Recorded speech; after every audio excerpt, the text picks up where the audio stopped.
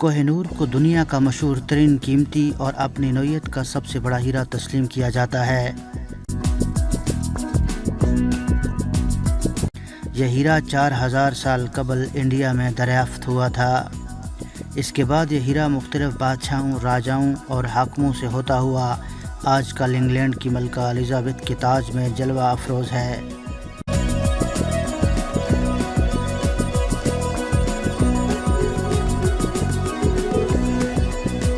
England والوں نے اس ہیرے کو بہتر شکل میں لانے اور اس کی چمک دھمک میں اضافہ کرنے کے لیے تراش خراش کر کے کچھ مختصر کر دیا ہے۔ اب اس کی موجودہ صورت 105 کیرات اور وزن 21 گرام ہے، جبکہ اس کا اصل وزن 37 گرام تھا۔ بہرحال اس میں کوئی شبہ نہیں کہ وہ دنیا کا قیمتی ترین ہیرا ہے۔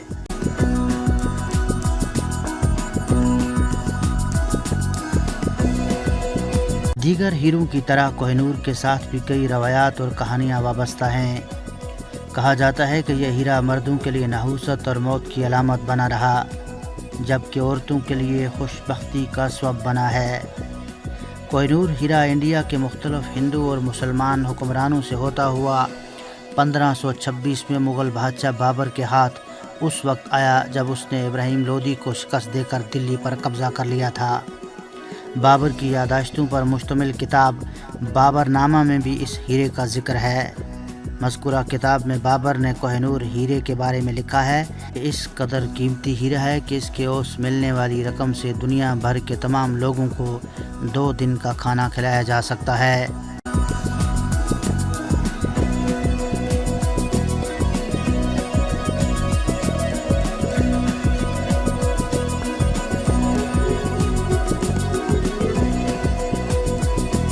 بابر کے بعد یہ ہیرا ہمایوں کے پاس پہنچا۔ اکبر نے اسے اپنے پاس نہیں رکھا۔ اس کے بعد اکبر کے پوتے شاہ جہاں نے اسے خزانے کی تجوری سے نکلوا کر اپنے پاس رکھوا لیا تھا۔ اس نے بعد میں اس ہیرے کو تخت طاؤس کی زینت بنا دیا۔ شاہ جہاں کے بعد اس کا بیٹا اورنگزیب عالمگیر بادشاہ بنا۔ اس نے اپنے باپ شاہ جہاں کو آگرہ میں قید کیا تھا اور کہا جاتا ہے کہ اورنگزیب نے شاہ جہاں کے قید خانے کی کھڑکی پر کوہ نور ہیرے کو اس زاویے سے رکھوا دیا تھا کہ تاج محل کا عکس اس میں نظر آ سکتا تھا۔ لطف کی بات یہ ہے کہ اس ہیرے کو کوہ نور کا نام نادر شاہ نے دیا تھا۔ اس کے بعد آج تک اسے کوہ نور کہا جاتا ہے۔ 1739 میں جب نادر شاہ نے آگرہ اور دلی پر حملہ کیا تو واپسی پر تخت طاؤس کے ساتھ اس ہیرے کو بھی ایران لے آیا تھا۔ جب نادر شاہ نے پہلی بار اس ہیرے کو دیکھا تو بے اختیار زبان سے کوہ نور نکلا، یعنی روشنی کا پہاڑ۔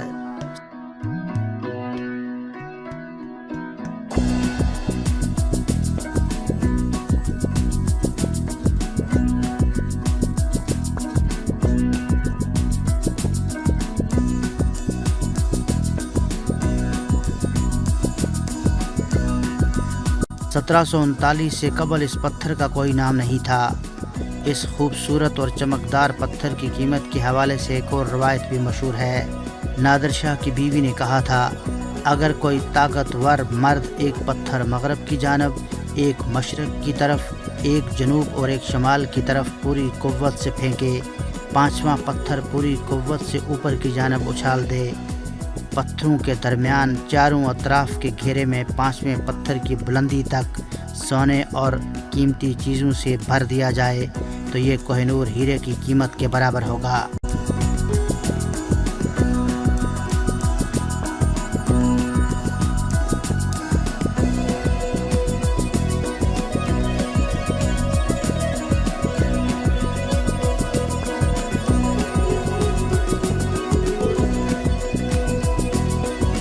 کہا جاتا ہے کہ کوہ نور ہیرے کو نادر شاہ سے پوشیدہ رکھا گیا تھا، لیکن مغل بادشاہ محمد شاہ کے کسی گھر کے بھیدی نے نادر شاہ کو مطلع کر دیا کہ ہیرا محمد شاہ کی پگڑی میں چھپا ہوا ہے۔ ہیرے کے بارے میں خبر ملتے ہی نادر شاہ اسے حاصل کرنے کے لیے بے چین ہو گیا۔ کافی سوچ بچار کے بعد اس نے ایک تقریب کا انعقاد کیا اور یہ مشہور کر دیا کہ وہ دلی کا تخت محمد شاہ کو واپس کرنے کا ارادہ رکھتا ہے۔ تقریب کے دوران یکا یک اس نے محمد شاہ سے پگڑی بدل دوستی کا اعلان کیا اور رسم کے مطابق اپنی پگڑی اتار کر محمد شاہ کی طرف بڑھا دی اور پھر اپنی پگڑی اس کے حوالے کر دی۔ جواب میں محمد شاہ اسے اپنی پگڑی دینے سے انکار نہ کر سکا۔ تقریب ختم ہونے کے بعد نادر شاہ اپنے کمرے میں گیا اور پگڑی کے بل کھول کر اس میں پوشیدہ ہیرا برآمد کر لیا۔ ہیرے کی چمک سے گویا کمرہ جگمگا اٹھا۔ اس کی چمک دمک دیکھ کر نادر شاہ کے منہ سے بے اختیار نکلا، کوہ نور۔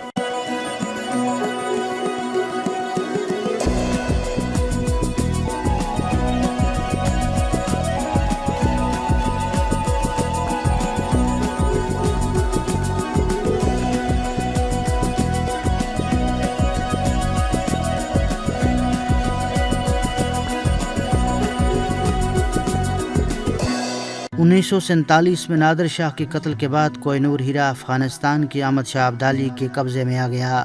1830 میں معزول حاکم شاہ شجاع نے کسی طرح وہ ہیرا حاصل کیا اور اسے اپنے ساتھ لے کر کابل سے لاہور پہنچ گیا۔ وہ پنجاب کے مہاراجہ رنجیت سنگھ سے ملا اور اسے ہیرا پیش کر کے درخواست کی کہ وہ ایسٹ انڈیا کے انگریزوں کو کسی طرح آمادہ کرے کہ وہ طاقت استعمال کر کے اس سے چھینا گیا اقتدار واپس دلا دیں۔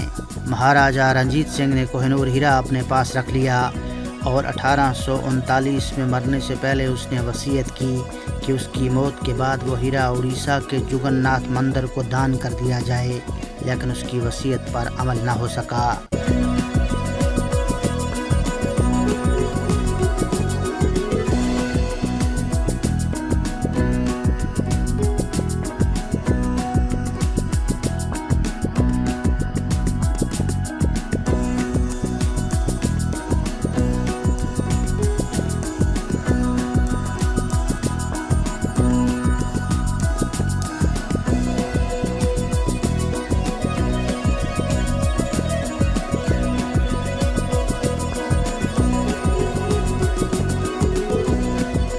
اٹھارہ سو 48 میں پنجاب پر انگریزوں کا قبضہ ہو گیا اور لاہور کے قلعے پر برطانیہ کا جھنڈا لہرانے لگا۔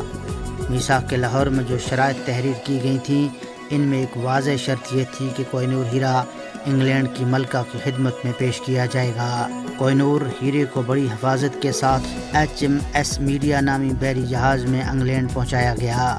حفاظت کے خیال سے اس ہیرے کی منتقلی کی خبر اخباروں سے پوشیدہ رکھی گئی تھی۔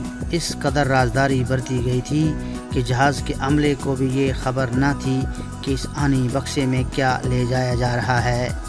بہرحال تمام تر حفاظتی انتظامات کے باوجود ہیرا لے جانے والے جہاز کا وہ سفر خاصا پرخطر ثابت ہوا۔ گو کہ خطرے کی نوعیت مختلف تھی۔ جب وہ جہاز ماریشس پہنچا تو جہاز میں ہیضے کی وبا پھیل گئی۔ بندرگاہ والوں نے جہاز کو وہاں ٹھہرنے کی اجازت نہیں دی۔ جہاز والے آئندہ سفر کے لیے ضروری سامان، راشن وغیرہ حاصل کرنا چاہتے تھے۔ ماریشس کے لوگوں نے ان کے خلاف جلوس نکالا اور مطالبہ کیا کہ جہاز بندرگاہ کی حدود میں داخل ہونے کی کوشش کرے تو اس پر گولیاں برسائی جائیں۔ ماریشس سے روانہ ہونے کے بعد جہاز سخت طوفان میں پھنس گیا۔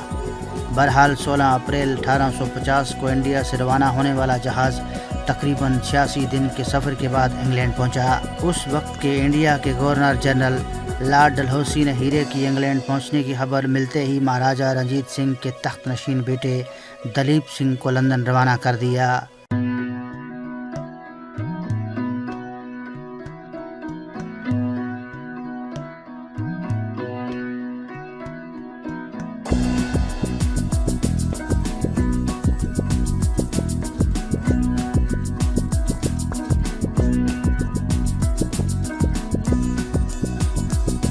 اس نے لندن پہنچ کر کوہ نور ہیرا ملکہ وکٹوریہ کو پیش کیا۔ اسی سال یعنی 1851 میں کوہ نور ہیرے کو ہائیڈ پارک میں رکھا گیا تاکہ عوام اس کا دیدار کر سکیں۔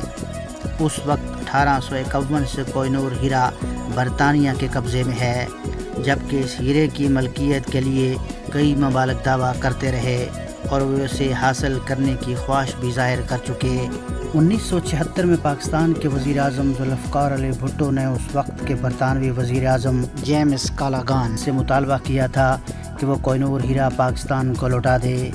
جواب میں انہوں نے انکار کر دیا پاکستان کے علاوہ انڈیا، افغانستان اور ایران بھی ہیرے کی ملکیت کے دعوے دار ہیں اور یہ تمام ملک وقتاً فوقتاً انگلینڈ سے ہیرے کی واپسی کا مطالبہ کرتے رہتے ہیں۔